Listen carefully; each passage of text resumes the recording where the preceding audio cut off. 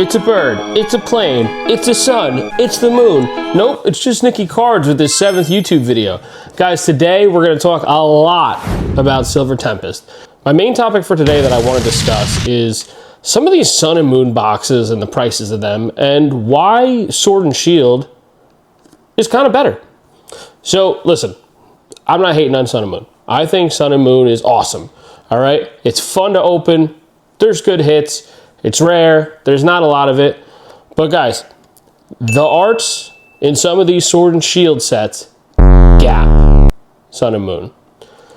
I'm not saying that in a vacuum. What I'm saying is, if you really take a look at some of the hits in these Sun and Moon sets compared to some of the hits in the Sword and Shield sets, I'm taking Sword and Shield all day if they're both the same price.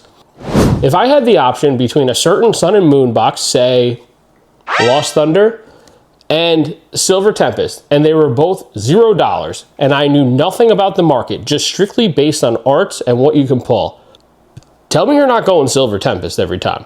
Have you taken a look at Lost Thunder and what the hits are in there? Let's kind of review this. There's some decent trainers. Whitney's cool. Professor Elm's lecture's cool. I love the Totodile, and I love the whole vibe of, the starters. And listen, that's a sentimental, meaningful, impactful time in Pokemon. So, I think the card kind of gets its flowers. Let's talk about the hits.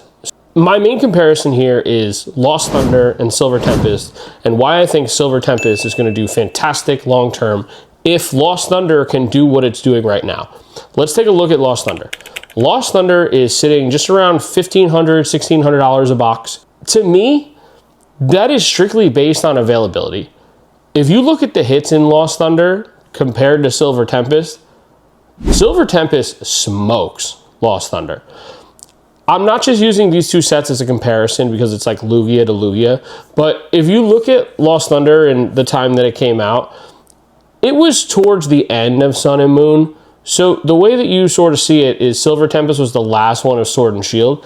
I think it's a fair comparison. And listen, maybe it wasn't the exact end, maybe it was a little bit of the middle, but you get what I'm trying to say. If I'm going to compare any box that's Sword and Shield to a Sun and Moon that's not Evolving Skies to team-ups, my first instinct is Silver Tempest and Lost Thunder.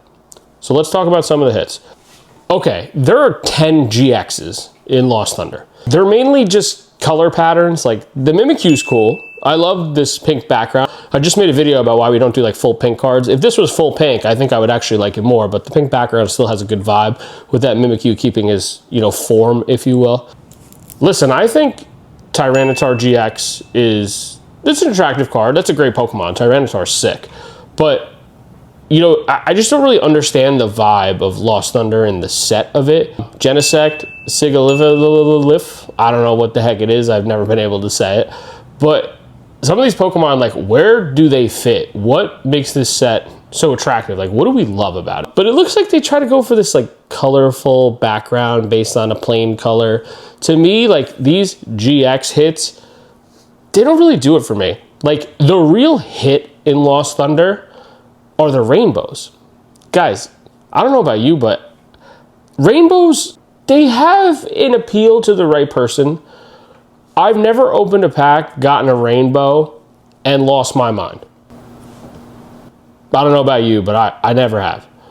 If we compare the hits in Silver Tempest to the hits in Lost Thunder, what can you hit in Silver Tempest? You can hit the Lugia V Altart, the big boy. You can hit the Lugia V-Star. You can hit the Lugia V-Star Rainbow. You can hit the Lugia V Full Art. You can hit the Unknown Altart. You can hit the Unknown Rainbow. You can hit the Unknown Full Art. You can hit the Skunk Tank Altart. You can hit the Skunk Tank Full Art.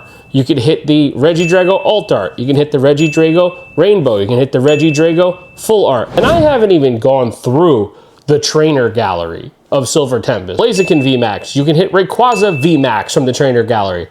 You get what I'm trying to say. To me, I would rather the big hit be a full art card that isn't a rainbow. That excites me more than a rainbow being the main hit. Sorry, but they got rid of rainbows for a reason. Silver Tempest potential is uncapped. This Lugia V is one of the most amazing cards I've ever seen. With him, looking over the boat. This has shining Gyarados vibes. This has shining Pokemon vibes. It tells me a story. This is ancient times Pokemon. This is, oh my god, I just saw a legendary Pokemon. This card tells a story that I want to know more about. And to me, when cards tell stories, that's what I'm looking for. Silver Tempest just has hits that I want to hit, flat out. Like, when I open a Lost Thunder, what am I paying this price per pack for? Like, what am I going to get, a Lugia GX? Like, sure, the card's sick, but I like the Lugia V Altar better. I think it's harder to hit the Lugia V Altar now. It's more exciting to hit the Lugia V Altar. If you open a pack and you got the Lugia GX from Lost Thunder Full Art, or you got the Lugia V Altar from Silver Tempest, which one are you getting more excited about? If you want my opinion, I'm more excited about the Lugia V Altar. So say what you will, but Lost Thunder being $1,600 and Silver Tempest being what, like $500? Guys, there's $1,000 worth of room to grow, and there's a lot more available Silver Tempest than there is of Lost Thunder. I know that directly correlates as to why the price of Lost Thunder is more expensive than Silver Tempest. Don't get me wrong, I'm not saying that. What I'm saying is, give me 3 Silver Tempest box over 1 Lost Thunder box any day of the week. It's the cheapest Sword and Shield hitter box right now. Nobody wants Vivid Voltage. Nobody wants Rebel Clash. Nobody wants Sword and Shield base. All right, you got your big hitter sets. Silver Tempest is a set where if you actually decided to take a look into what's available in Silver Tempest, you'll understand how deep this set is. This set is so deep. Silver Tempest has it. Silver Tempest is something you should not turn your attention away from. This is too cheap. Get some for the future. And then you can turn it into things that you want. Guys, at one point I wanted all the first editions, so I got them. I took everything that I was getting from Pokemon and rolled it in, and I've said this multiple times, but I got my grails first. I get new booster boxes all the time. The ones that I like. I like Primal Clash. I like XY Breakpoint. I think that Gyarados is sick. I've said this before. I don't really like Lost Thunder. It doesn't do it for me. I don't know. And I'm not just trying to like diss the set. What I'm saying about Lost Thunder is this is going to be better than Lost Thunder. Here's my purpose. My purpose is you can hit way too good of stuff in a Silver Tempest. Is it hard to hit? Yes. If Lost Thunder can do $1,500, $1,600 box, Silver Tempest can do $1,500, $1,600 a box. And it'll all get there.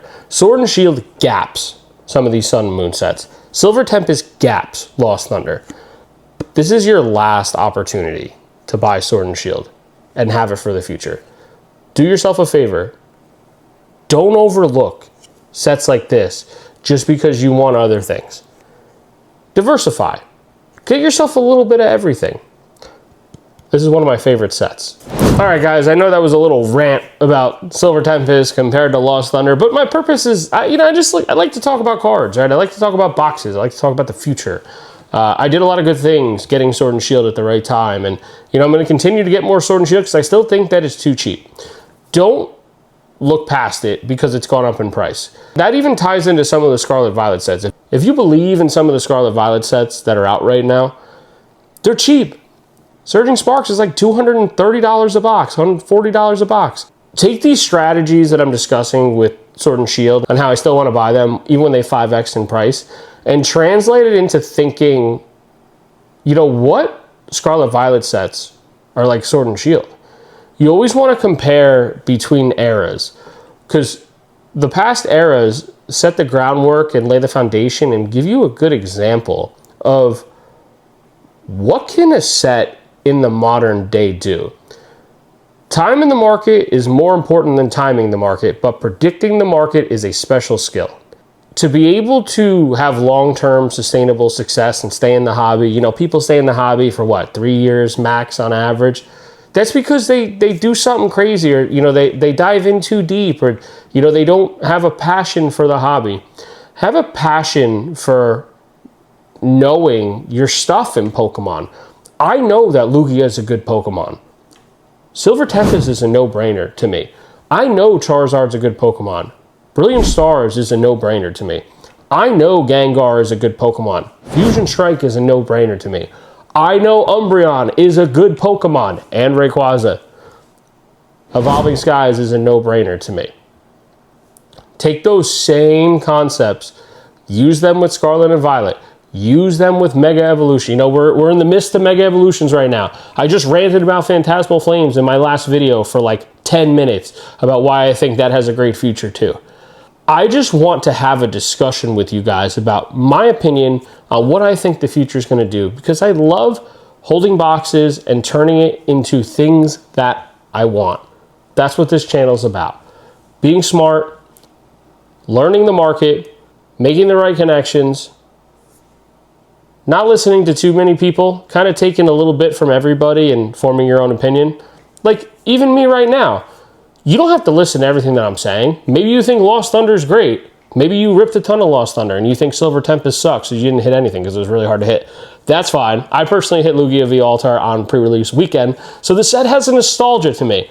I'm not just screaming about it from the top of my lungs, though, because of that. I'm screaming about it because the set has a ton of potential. Ran over. Thank you for listening to me. Guys, once again, if you liked the video, comment and subscribe for me. I appreciate all you guys. It's been a lot of fun. That's what, our 7th video. Our giveaway is still live. Large subscriber jump this week. We had some pretty good shorts. Go check them out. Allowed us to kind of jump up. We're about, what are we, 62 subscribers when I recorded this video. So, you know, what do we got? 38 to go. Getting close. We're going to be giving away the Prismatic Evolutions booster bundle once we hit 100 subscribers, so we're getting close. We have the North Jersey Card Show this Saturday, which I'm excited for. Hoping to get this video out by Friday, so if it's Friday and you're watching this, I did my job. Guys, thanks for watching. I love you guys. Nicky Cards, out.